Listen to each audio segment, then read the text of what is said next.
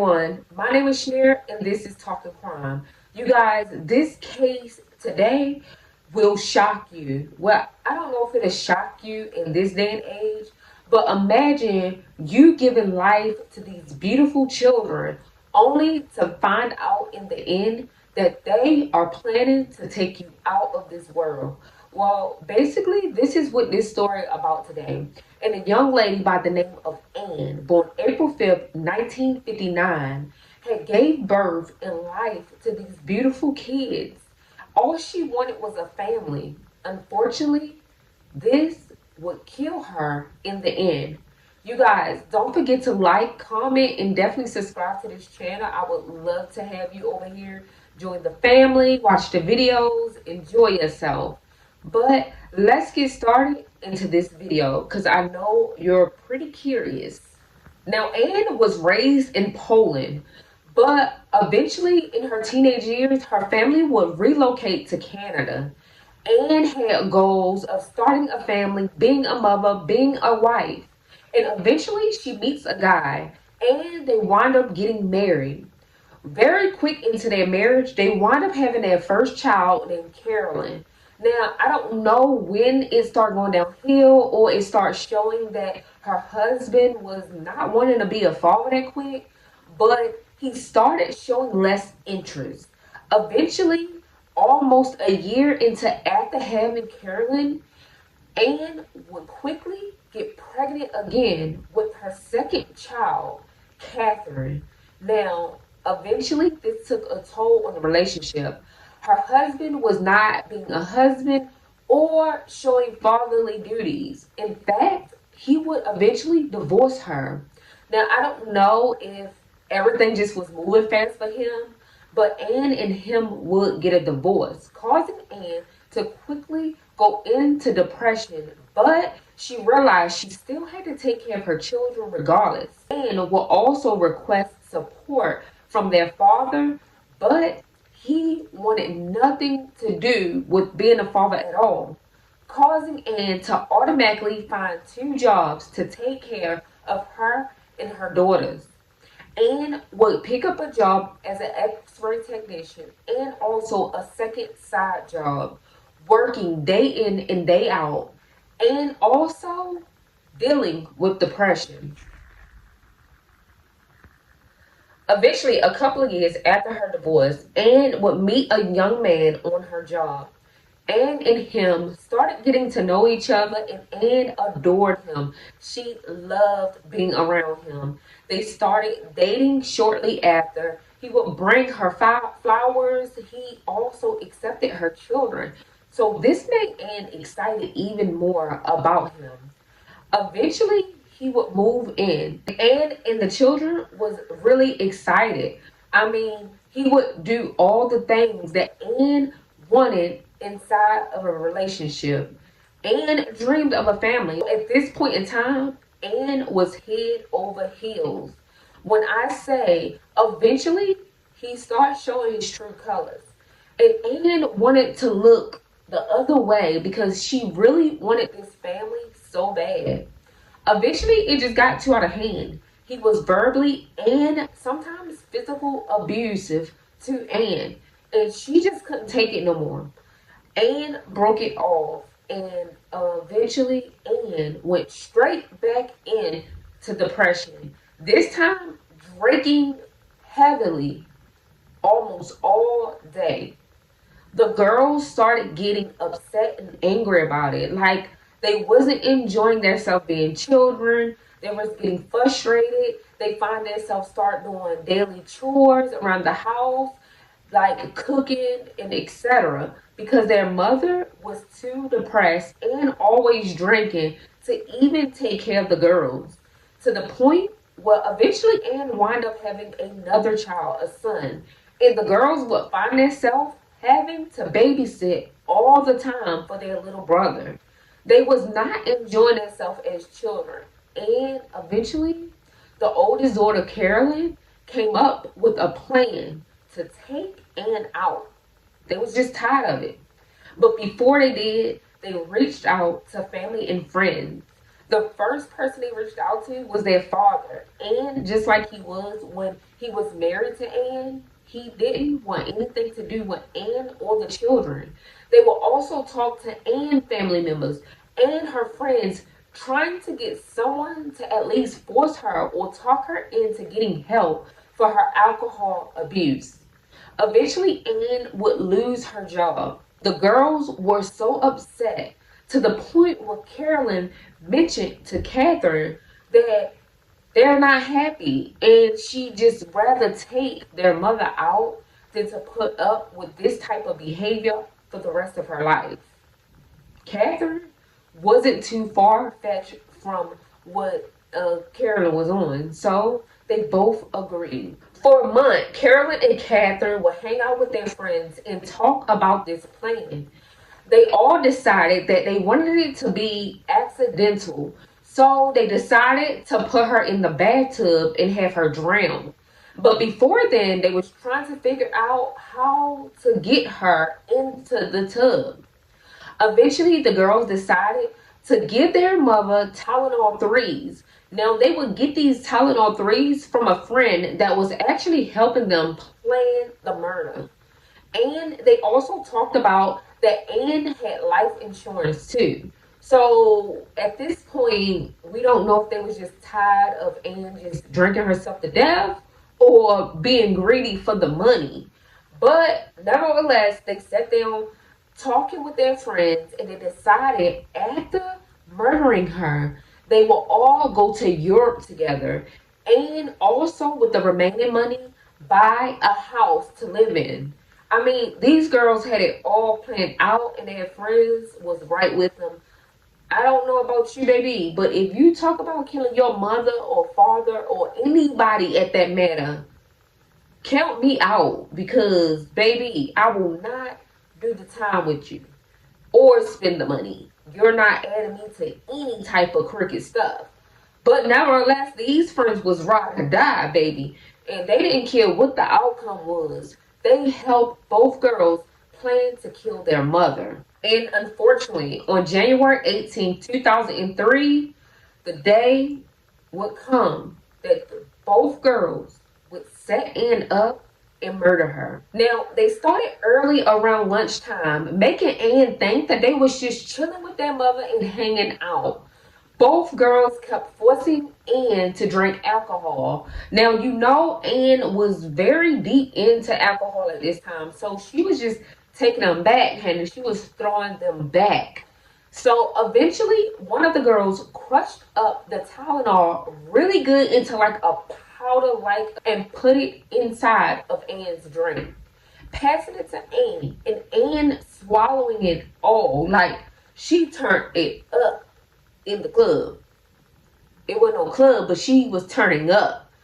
And eventually, Anne just started calming down because again, the Tylenol 3 kind of slows you down a little bit because it got like codeine in it. So codeine and alcohol mixed together will definitely slow you down. Eventually, Anne started getting slowed down enough, causing Carolyn to go and run her some bath water.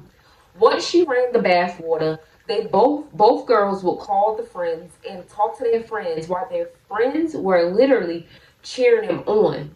Before hanging up, one friend told them to make sure you put on gloves for this part. Both girls put on the gloves and they coached Anne up the steps into the bathroom, eventually getting Anne undressed and in the tub of water. Now, while Carolyn kind of talked Anne into, putting her head in the water, Catherine was looking at a stopwatch. Basically, these girls did their homework. They researched how long it would take for a person to drown. All of the above, these girls searched on Google for it. And back and forth, messaging their friends and talking on the phone with their friends while in the act of killing their mother. Eventually, they leave Anne in the water because she's no longer moving or anything. This gives the girls time enough to get a alibi. Eventually, the girls would leave the house around 6:51 p.m. to go hang out with their friends. After approaching their friends at the club, they wind up talking about the whole situation and then celebrating, talking about different stuff about what they was going to do and see in Europe. Baby, this was heartless. Cause not only are you killing your mother for the money, but now you talking about a trip that you're gonna go on after. Jesus. Mm. But anyway, so eventually they turn up or whatever and they leave the club to go back home to have an alibi of basically we wasn't home at the time. We just finding her.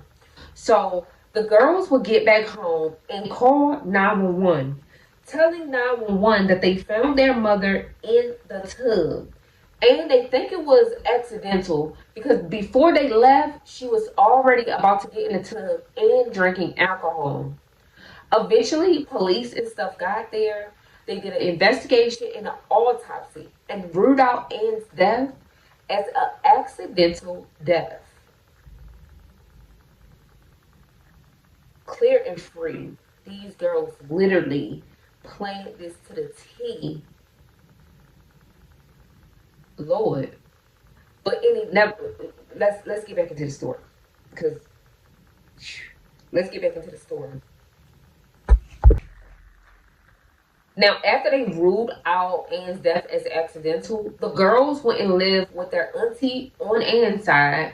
And then the son went and lived with another family member. Literally, y'all.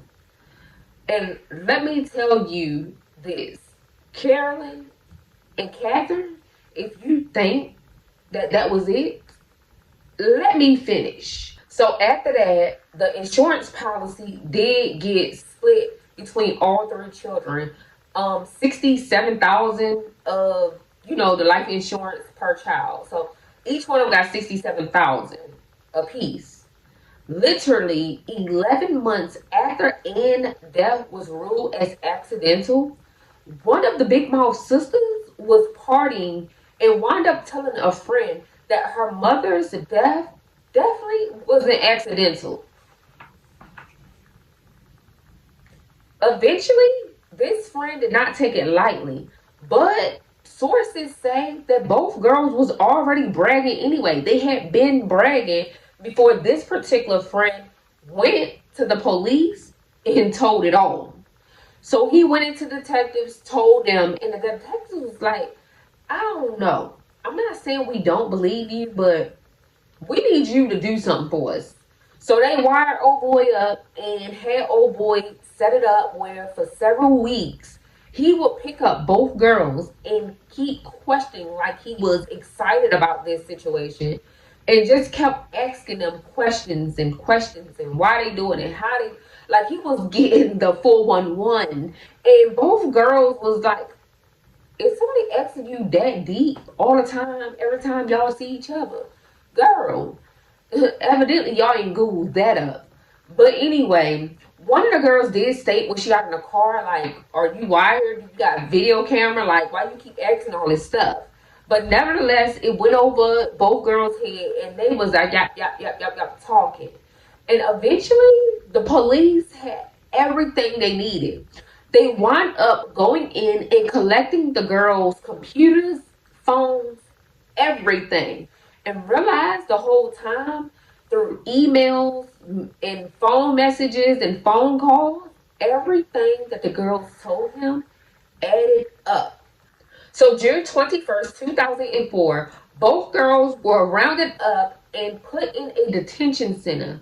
Both girls were questioned for hours. Eventually, Carolyn cracked and told everything. Once the police and everything got Carolyn to write a statement, she started questioning the whole situation. At this time, Catherine wanted to see Carolyn, and they brought both girls together. Once they questioned again, the story changed, and both girls continued saying They did not kill their mother, and it was accidental. Now, it was said that Catherine wound up talking to Carolyn and telling her to change back to the story that they planned because she haven't said anything yet. So eventually, both girls agreed and wound up just saying they lied. Carolyn said she lied, and then went back to the whole like, no, that's not true. So eventually, all fingers pointed towards the sisters. Like everything added up, everything that they told their friend, everything added up to the point where eventually both girls had to go to trial. So in November 2005, the trial began. All evidence pointed to both girls killing their mother. It wasn't accidental, and they was charged with first degree murder. Now, after being charged with first degree murder, both girls got sentenced to 10 years. They would do 6 in prison and then 4 with release of supervision. So it was supervised. And also, y'all, the friend that gave them the Tylenol got in trouble with them. Now, he only got 8 months, but his charges were conspiracy to commit murder and also covering up a crime. And he received 8 months in jail and then 4 out on supervision. So, yeah. That's because all of them was under the age of 18. Like, their age literally saved them from getting life in prison. Now, get this. Carolyn would do 4 years and then be released into a halfway house. The following year, Catherine was also released. So, these girls got out quicker than 10, didn't get life, killed their mama. Jeez, they got off pretty good. Now the story is after the girls was released, they wound up going to college, and Carolyn became an engineer, and then Catherine wound up having children and also going to law school to become a lawyer. Now she was eligible to become a lawyer even though she was charged with murder because when you're a minor, like those records, those criminal records kind of get swept under and you get to start life all over again. So she wound up being able to have another chance. And one of the girls, I think it was Catherine, did an interview where she said she would take it all back. It's nothing like mother's love. And at the time, they didn't see it, but they did. Now they realize that their mother was showing them the love she knew how to show, and they would do anything to have her here now to experience the mother love and mother daughter bond. Like they miss their mother, so they do regret it. And you guys, like this story was crazy. I mean, first degree murder, and you only get 10 years, and you didn't even do the 10 years. You did 4, and then was released, and then released to a detention center and still got to live your life, like go to college and all that stuff. Wow. Y'all, it never seems to amaze me about these crimes. Like, I be shocked at, like, the time and stuff these people get. Like, you premeditated your mother's murder. They Googled everything. These girls were smart, but they was very conniving. They was smart to the T, to the point where they could have got away with it if they would have shut up. But why you just didn't not do it in the first place? That's your mother. Now, it was said that one of the girls did say that their mother separated from that second relationship because he was physically like abusive or like doing something to one of them. But when they detectives and stuff researched that, they couldn't find anything that was stating that or reported that they was being molested or touched on at all. And they did state that Anne did report it, but it's no report showing that either. So, yo, this case is crazy. Jesus, I was just shocked when I heard this case. This is not the first case that a child has murdered their mother. So, you guys, thanks for watching. Don't forget to like, comment, and subscribe. And please stay safe out here because obviously we ain't safe nowhere. So you guys just like this video and share and comment. Peace.